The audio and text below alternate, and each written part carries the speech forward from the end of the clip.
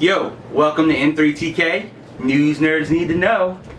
Now sit back, relax, because this is how we roll, this is how we ride. Now holla at your boy.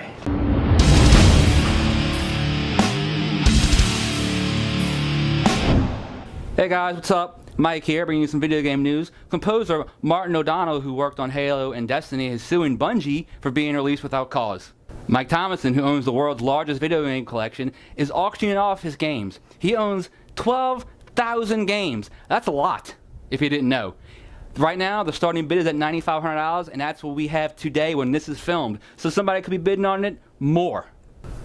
Got some release dates for you with some video games coming up. Borderlands, the pre-sequel, is slated for an October 17th release. Kingdom Hearts 2.5 will be releasing in North America December 2nd, and in Europe on December 5th. Unfortunately, Batman Arkham Knight has been pushed back to next year, but you get to have Mortal Kombat 10 along with it, so you get Batman and Mortal Kombat next year, 2015. And of course, you know, I have to end with some Naughty Dog news from the worlds of Uncharted 4.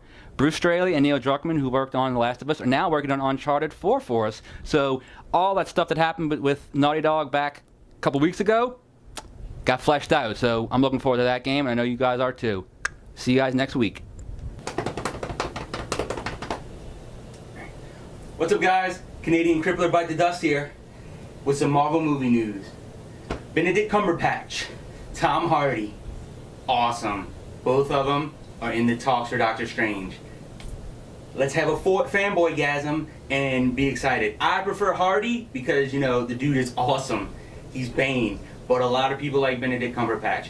I'm not as huge fan of him as other people. I know, leave your hate in the comments so I won't read it, but that's totally cool. But I think the fact that either one of them would be a good Doctor Strange. Also, they have a director, Scott Derrickson, the guy who directed the movie Sinister. He'll be the director.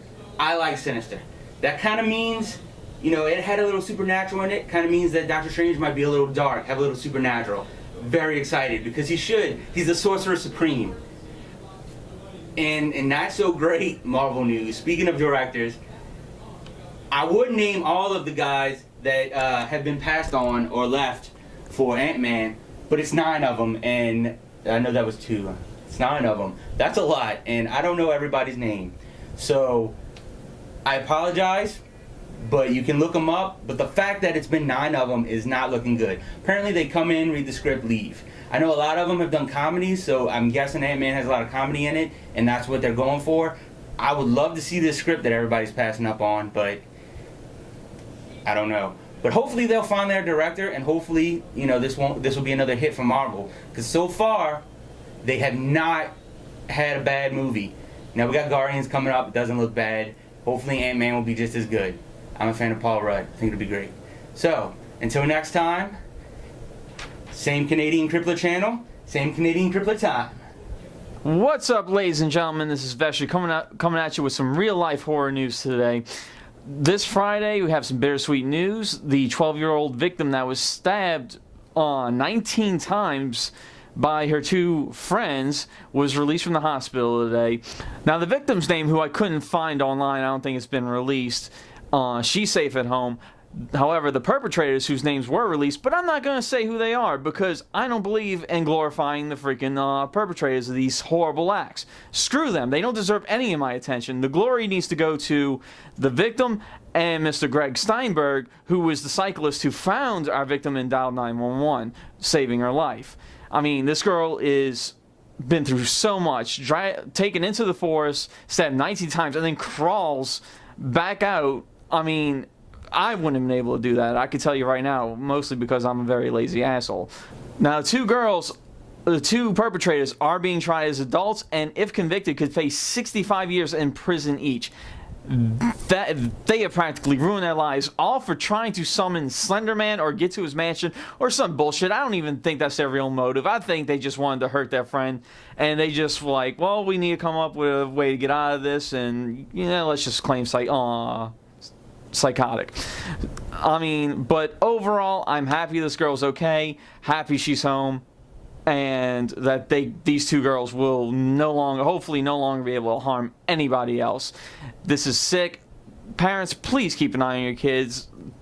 Get them away from sharp, pointy things. My mom wouldn't even let me use a toaster until I was 30.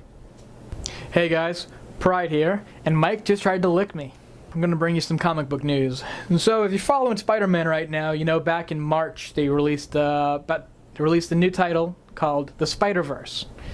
And it's essentially the collection of every Spider-Man in all universes coming together for one major event sometime later in this year.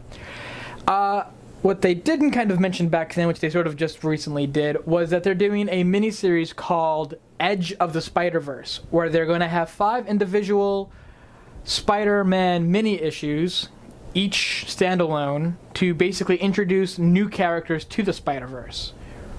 The number 2 that we're getting is going to be Gwen Stacy as Spider-Man, which I'm actually really excited about. The other ones will be Peter Parker through different moments of his life or different timelines. There's one that's going to be 1930s, and he's going to be more detective and noir. I'm kind of looking forward to that a little bit, but the one I'm really looking forward to is Gwen Stacy. I really want to see what they do with this. That's supposed to come out sometime late July, and it's going to be the second of 5-part miniseries before they actually do the conclusion to the Spider-Verse.